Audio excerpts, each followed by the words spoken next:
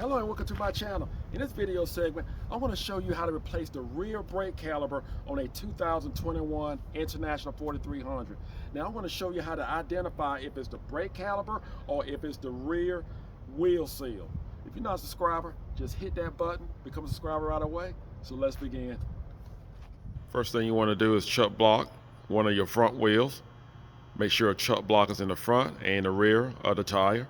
Here are some of the tools I'm going to be using in the video, and I'm not going to waste your time actually calling out each individual tool, but I do want to point out these two torque wrenches is very important to actually use them because you want to make sure you tighten down your lug nuts and your brake caliper bolts back to the proper torque specs that the manufacturer require. I'm going to use a 35-ton jack, and make sure you use at least 6-ton jack stands because remember, safety is always first.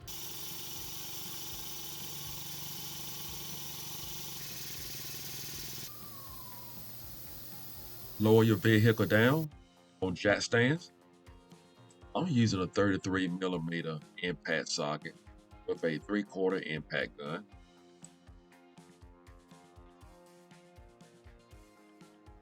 Now we're going to pull off both tires. This is a good picture of what your inside tire look like to have you question whether it's a brake caliper or a wheel seal. You want to look at the brake caliper and see if there's any indication that there was a leak or is a leak. And as you can see, it's right here at the piston, the seals that support the piston. It's definitely been leaking.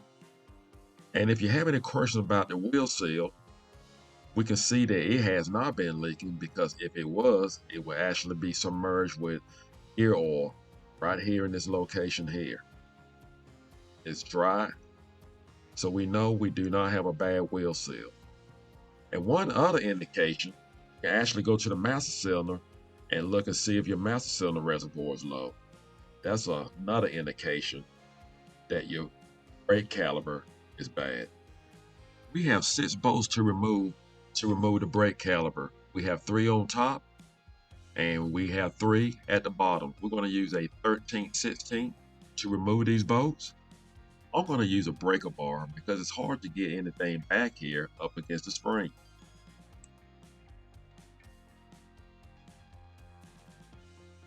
Now that we have the bolts broken loose, I'm going to use a 13/16 wrench until I can screw them off with my finger. I'm going to wait and screw off this third bolt last when I remove all the other bolts.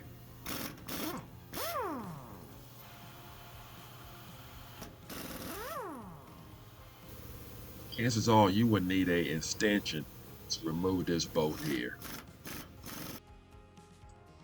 Next, we're going to remove this brake line.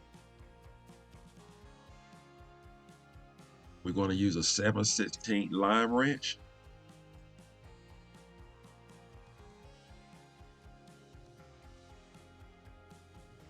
We need a 13mm or a 1/2-inch wrench to remove this bolt or this bracket.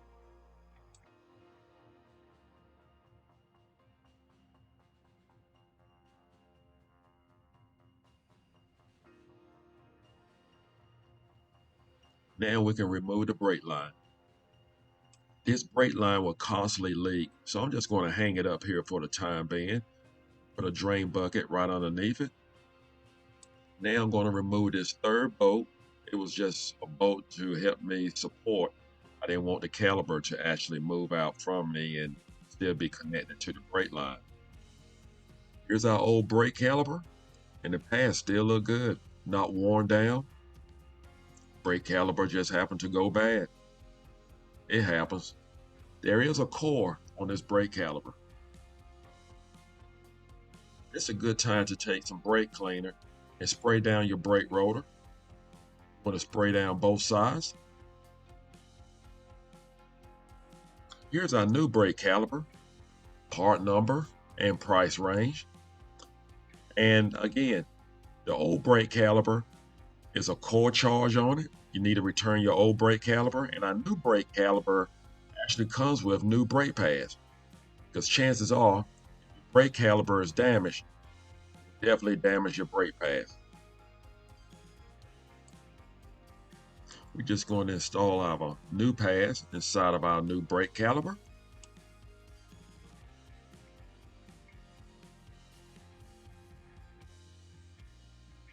Lock the pads in place.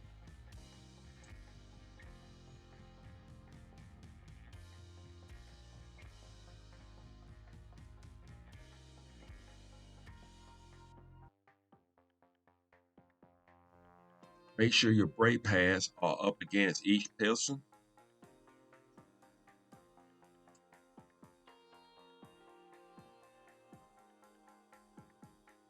Then we will screw back in our bolts. This is how much brake fluid was lost in the process of replacing the brake caliper. We're going to mount back on our brake line. Mount back the bolt for your brake line bracket. Then we will tighten down our brake line. We're going to use the line wrench.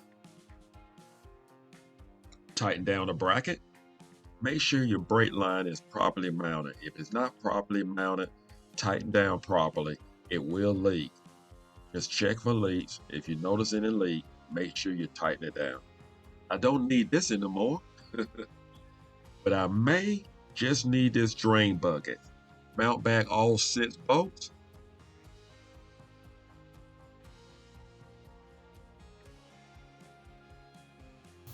After you tighten down your brake caliper bolts, make sure you go back and torque down the brake caliper bolts. We're going to top off our master cylinder to this level line here using .3 brake fluid. We're going to place back on our cap while we bleed the system. Brake fluid that has not been kept sealed with a cap can cause your system damage. It will actually put moisture inside of your system and it will shorten the brake fluid life. And we're going to pull off our bleeder cover because we are ready to bleed the system. We're going to use a 7/16 wrench. Now it's time to have someone to press the brake pedal while you open the bleeder screw, and you would tighten the bleeder screw before they release the brake pedal. The purpose for this procedure is to make sure you have all the air out of your brake system. Most likely you will have to perform this procedure several times.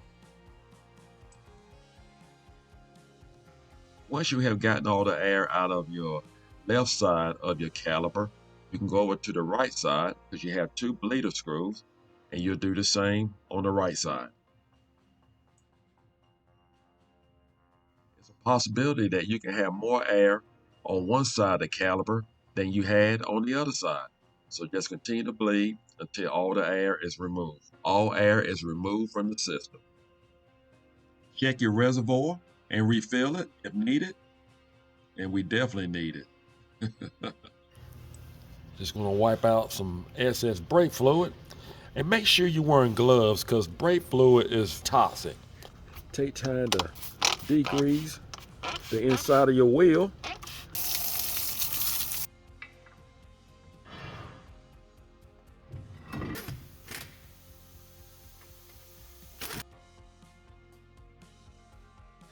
Make sure you torque down your lug nuts.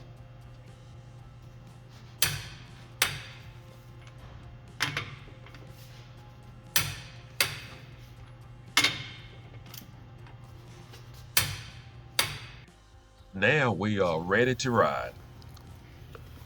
Now you know step by step on how to replace a brake caliper on a 2021 International. Follow this video step by step and you cannot go wrong. I hope this video was helpful. Do not forget to subscribe. Take care and God bless.